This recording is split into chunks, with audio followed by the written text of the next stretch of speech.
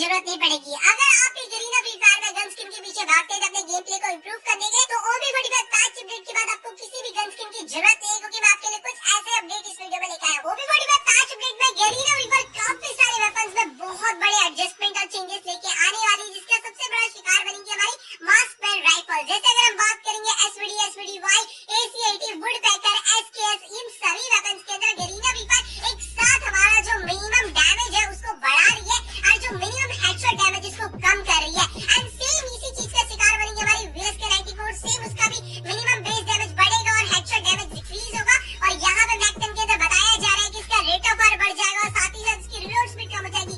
वैसे ही मैक 10 के अंदर गरीना फ्री फायर अभी हाल ही में लेवल डालने वाली है, इसमें रेट ऑफ फायर तो बढ़ेगा तो इसमें और बढ़ा देगी गरीना फ्री फायर। तो मैक 10 बहुत ही ज्यादा हाई रेट ऑफ फायर वाला वेपन बन जाएगा अपग्रेड करने के बाद। और मुझे अभी भी क्लियरिटी नहीं है। देखो गाइस, मैं कहना चाहूंगा जब तक हमारा पैच नोट नहीं आ जाता है, जब तक OB45 अपडेट नहीं आ जाता, तब तक भी आप लोग क्लियर नहीं होके नहीं कह सकते कि एक्चुअल में यही चेंजेस आने वाले वेपन्स के अंदर। और वैसे भी जो हमारा एडवांस सर्वर उसके अंदर में गरीना फ्री फायर ने क्लियर होकर के नहीं बोला है कि यही एडजस्टमेंट होने वाले हैं। पैच अपडेट के बाद जो वेपन सेक्शन है वो हम सभी के लिए खजाना बनने वाला है, क्योंकि कई सारी ऐसी चीजें जो गरीना फ्री फायर गेम के अंदर ऐड करते और अपग्रेड करते पर हम लोग समझ नहीं पाते। क्या 3 साल पहले I1G चिप सेक्शन, उसके अंदर आप समझ पाते हो कि कौन सी चिप किस वेपन पे लगाने से उसके कौन से एट्रिब्यूट चेंज होते हैं? हमें तो आज तक यही लगता है कि डैमेज और रेट ऑफ फायर ही बढ़ता है, पर नहीं, कई सारे वेपन्स के अंदर उसके अलावा कई सारी चीजें चेंज होती है जो अब हमें समझ में आएगा। और ऐसे ही एक फैक्ट की लिस्ट मैं आपके सामने लेके आया हूँ, जिसके अंदर मैं एक एक करके आपको हर एक वेपन के अंदर क्या चेंजेस आएंगे अगर आप उसको अपग्रेड करते हुए जाओगे, वो आप बताना चाहता हूँ, जो आपको OB45 में रिसर्च करनी पड़ेगी। बट तुम्हारे भाई ने तुम्हारे लिए कर ली है, तुम्हारा भाई तुम्हारे लिए पहले मेहनत करके बैठा, तो आप ध्यान से सुनना मेरी बातों को।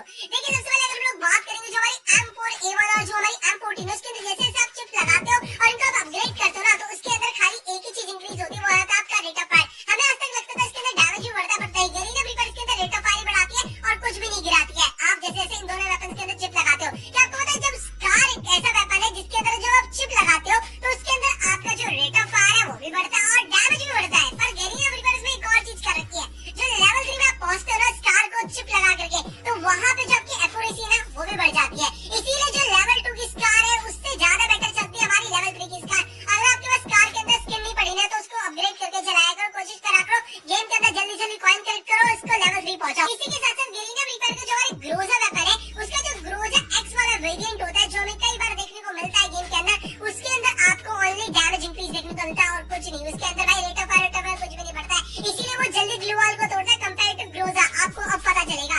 साथ ही अगर हम लोग बात करेंगे जो प्लाज्मा है, उसका जो प्लाज्मा X वेरिएंट है, उसके अंदर आपका जो डैमेज है वो बढ़ जाता है पर रिड्यूस हो जाता है आपका रेट ऑफ फायर। और अगर हम लोग बात करेंगे साथ ही साथ एक्यूरेसी, क्या आपको ये बात पता थी? नहीं ना? चलिए मैं आपको एक और फैक्ट बताना चाहूंगा, जो हमारे ऑग है उसके अंदर जैसे जैसे आप इसके लेवल अपग्रेड करते हो डैमेज दे करके, तो उसके अंदर जो आपका डैमेज है वो तो इंक्रीज होता है, बट आरो पेनिट्रेशन है वो भी बढ़ता है इसके साथ ही साथ। और अभी तक हमें लगता था इसके अंदर रेट ऑफ फायर बढ़ता है। ये बातें कई सारी ऐसी चीजें ना जो हमें पता नहीं थी, पर अब हमें पता चलेगी just because of this new weapon section. और अगर अभी तक हमने वीडियो को लाइक नहीं किया तो जल्दी से लाइक कर दीजिए, क्योंकि अभी और फैक्ट्स आपके साथ शेयर करने वाले हैं। जैसे कि हम लोग बात करेंगे G36 और वेक्टर, इकलौते ऐसे वेपन है जिसके अंदर आप जैसे इसको डबल वेक्टर या फिर अकीबा मोड और G36 का असोल्ट से रेंज मोड के अंदर लेके जाओगे, तो वहां पे आपको सबसे बड़े चेंजेस नजर आएंगे। एंड इकलौते ये दोनों ऐसे वेपन है इसमें सबसे ज्यादा वेपन चेंजेस है। और क्या आपको पता है कि AWM इकलौता ऐसा वेपन है जिसके अंदर सबसे ज्यादा डैमेज है। और अगर हम बेस डैमेज की बात कर रहे हैं, और आपको ये पता है कि क्या AWM को जैसे आप हाई वेरिएंट पे लेके जाते हो तो इसका रेट ऑफ फायर ही बढ़ता है और कुछ नहीं बढ़ता, मतलब डैमेज कुछ नहीं बढ़ता इसके अंदर। वो लाल वाली AWM चलाने पे इसका खाली रेट ऑफ फायर बढ़ता है। क्या आपको पता है कि जो हमारी SPD है उसके अंदर जैसे आप SPD Y पे पहुंचते हो, कई बार आपको मिलती है ना ड्रॉप के अंदर, तो उसके अंदर आपको देखने को मिलता है हमारा रेट ऑफ फायर, साथ ही साथ ग्लू वॉल पेनिट्रेशन, तभी तो ग्लू वॉल के आर पार मारती है। क्या आपको पता है कि X मतलब हमारा M249 का जो वेरिएंट है X वाला M249X, उसके अंदर आपको डैमेज और रेट ऑफ फायर बढ़ा हुआ मिलता है compare to M249 base M249। क्या आपको ये बात पता थी कि भाई MP5 के जितने भी लेवल्स हैं उन सभी के अंदर सबसे ज्यादा रेट ऑफ फायर का डिफरेंस आता है? फ्री फायर के अंदर जितने भी वेपन्स हैं उन सभी के जैसे जैसे आप लेवल अपग्रेड करते हो, किसी में भी इतना ज्यादा रेट ऑफ फायर का डिफरेंस नहीं आता है जितना ज्यादा MP5 को जैसे आप अपग्रेड करते हो लेवल 3 पे, उसमें सबसे ज्यादा रेट ऑफ फायर का चेंज आता है। तो भाई MP5 को लेवल 3 करके चलाया करो, क्योंकि रेट ऑफ फायर उसमें बहुत ज्यादा बढ़ जाता है। एंड इवन दो कई सारे SMG वेपन से ज्यादा हो जाता है। अगर हम कंपेयर करें तो M1014 के जितने भी लेवल्स हैं उन सभी के अंदर आपको यहाँ पे रेंज और एक्यूरेसी बढ़ती हुई नजर आती है और कोई भी रेट ऑफ फायर नहीं बढ़ता। तो आप लोगों को लगता होगा ना M1014 जो होती है हमारी, उसके अंदर रेट ऑफ फायर बढ़ जाता है। नहीं, उसके अंदर ओनली बढ़ती है रेंज और एक्यूरेसी। कार 98 के जितने भी लेवल्स